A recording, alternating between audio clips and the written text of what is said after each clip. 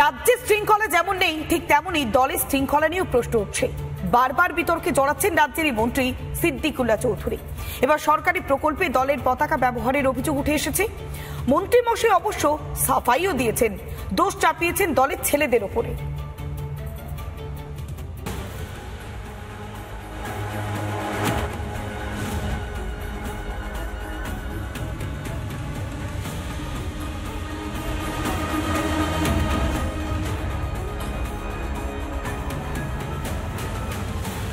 কখনো কলকাতা স্তব্ধ করে দেওয়ার হুঙ্কার।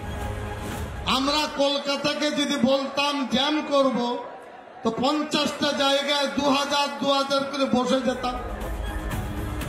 কখনো থানা ঘেরাওয়ের হুঁশিয়ারি। আপনি একটা ইন্সপেক্টর, আপনি একটি থানার মহল, আপনি পক্ষপাতিত্বমূলক কাজকর্ম করবেন, থানা ঘেরাওয়ের ডাক আমাকে দিতে হবে। মন্ত্রী জানি, এমএলএ জানি, সোজা আঙুলে ঘিরে উঠলে আঙুলটা দেখানোর জায়গায় তৈরি হবে। কখনো আবার দলেরই জেলা সভাপতিকে কটাক্ষ।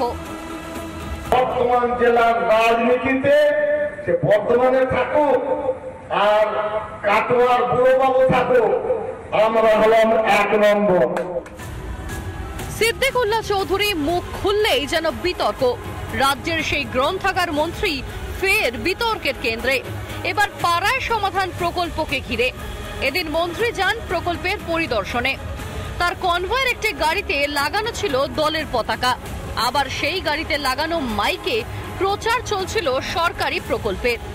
দলীয় ফ্ল্যাগ দলের ছেড়ে লাগিয়েছে, মুখ্যমন্ত্রী তো দলের নেত্রী, তার এবং এটা ওই ক্যাম্পের ভিতরে হয়নি, রাস্তায় দলীয় ছেলেরা দলীয় ফ্ল্যাগ ব্যবহার করতে পারে।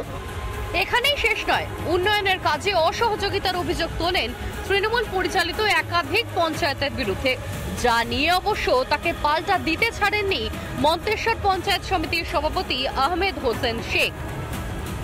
কোনো টাকা কোনো পঞ্চায়েতকে যদি দিয়ে থাকে সেটা পঞ্চায়েত থেকে যদি খোঁজ পাবেন, সেটা পঞ্চায়েতের কাছে আমরা খোঁজ খবর নেন না।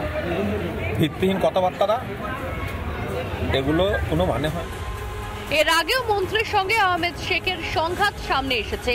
এর সূত্রপাত গত মাসের শুরুর দিকে। সেদিন নিজের বিধানসভা এলাকাতেই বিক্ষোভের মুখে পড়েন মন্ত্রী সিদ্দিকুল্লাহ চৌধুরী। এই ঘটনার জন্য আহমেদ শেখকে দায়ী করে তোপ দাগেন সিদ্দিকুল্লাহ, পাল্টা সুর চড়ান আহমেদও। এলাকার মানুষ বলছে ওই তোলাবাদ আহমদ শেখের 500 কোটি টাকার নাকি সম্পদ আছে। আমি অবাক হয়ে যাচ্ছি। উনি নিজে সব থেকে বড় যেই তোলাবাজ হয়, তাহলে সব থেকে বড় তোলাবাজ হচ্ছে মন্ত্রী সিদ্দিকুল্লাহ চৌধুরী, সব থেকে বড় তোলাবাজ। ফের মন্তেশ্বরে মল্লযুদ্ধ। বিতর্কের কেন্দ্রে আবারও মন্ত্রী সিদ্দিকুল্লাহর মন্তব্য। সিদ্দিকুল্লাহকে কি বাগে আনতে পারছে না তৃণমূল, নাকি চাইছে না? রিপাবলিক বাংলা।